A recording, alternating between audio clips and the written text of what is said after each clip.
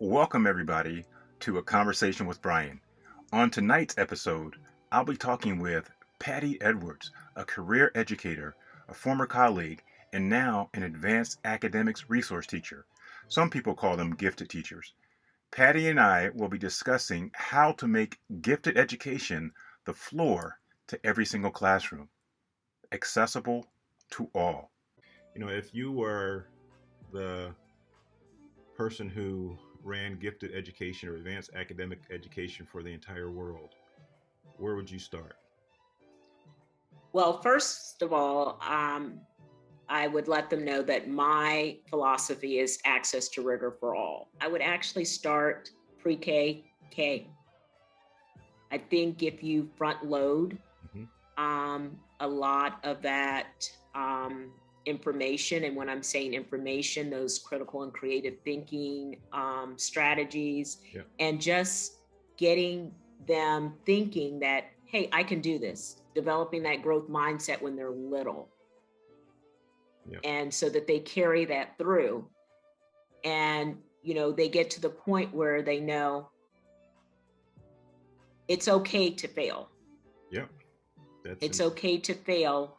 I am okay. I will still make it. I will still excel. I am still at the top of my realm. I think it's important that each student knows that they have the potential to be the best at whatever they want to be the best at.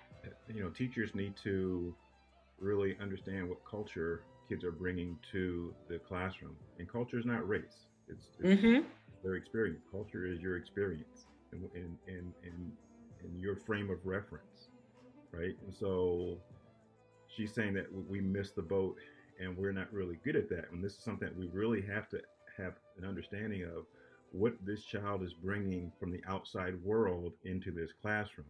And many of our teachers don't have a similar experience with some of our kids. And so there's a lot of assumptions that go on. And so is there an awareness of this, equity consciousness in terms of teachers looking at what kids are bringing to the table from the outside world so they can adapt and adjust accordingly? We took a quote.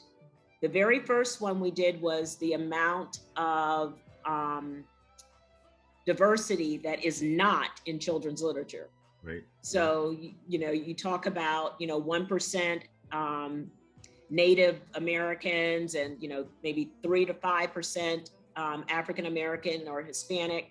Right. And then the majority are, there are more animals represented in children's literature than there are African Americans, Native Americans, Asians. So that, I think, was an eye opener.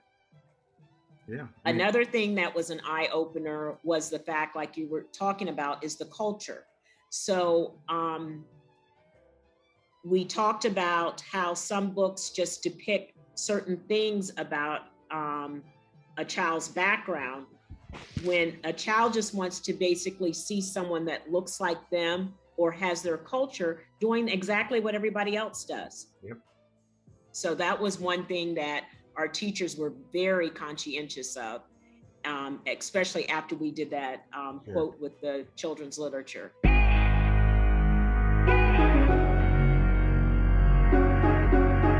In your position in working with all kids, how do you help support the teachers?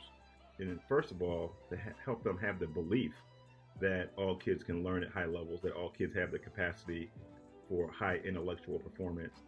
Well, I think the first thing is and you're right, it does have to start with the teachers, because I know the first time I decided that, I think our whole fourth grade team should do a DBQ. This is something the whole group should do. And I remember one of the teachers said, I can't do this. This is not for my children. I know it's for your level 4 students. And I said, well, you do realize that we have ESOL students in level 4 too. And she said, oh. And I said, so let's just try it. And what I did is I broke it down day by day by day with each lesson. And I said, if you have any problems, come back to me. And I said, and then what we will do is at our next collaborative team meeting, what we'll do is we'll sit down and go over everything. And you all tell me how things are going. When we got back to the team meeting, she was in tears. She said, I've got to tell you all the things that my kids can do. Yeah. She said, when one of the pictures went up, she said, my ESOL student was pointing to it and saying some of the things that I didn't even know he knew. She said, I had been teaching all along, and I'm teaching to a certain group thinking that this other group is not getting it. Yeah. And he had picked up on everything. And from that point on, she was like the champion of DBQs. She would speak on it to other teachers. It's something that is necessary for everyone.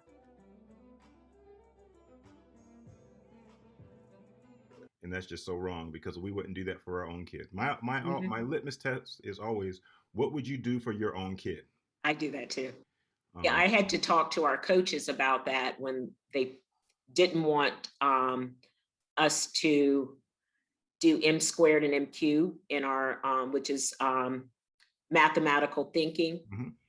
They did not want us to do it in the gen ed classrooms. So Cindy had said, no, we're going to purchase it. Yep. And so they were like, well, I don't see why we need to do that because they're not at that level. And so I did go to them separately and I talked to them and I said, I know that you all are trying to get your own personal kids into the gifted and talented program, but and I said, and I know that you all have been asking me for those particular programs for your own children. Yep. So what's wrong with them having it at Glen Forest? And that's why I'm so against the label gifted, because we're not giving the kids the label, we're giving their parents the label. That's the label. Yes. Right? Yes. So it's really important for us to start pushing back on that and saying, this is, we're not trying to hold your kid back, but we're saying all kids deserve what your kid gets. So yeah, I have a meeting with a parent next week who wants to know about the Naglieri test score and how their first grader can get into the advanced academics. And so what we do to our kids, and we don't even realize how much pressure we put on our kids. Right? Yes, I proctored the first grade test, and it was they were like almost in I was like, what is wrong? I don't know what to do here. I said, well, do your best. No, I have to do well. Yeah, no, it's something that if we took that off the table and said that every kid's gifted and we're gonna figure it out as a team and as a school, and we're doing the right thing, we're doing what research has said we should be doing, and we help their teachers really focus on learning for all. Thanks so much for joining us on A Conversation with Brian. We'll see you next time.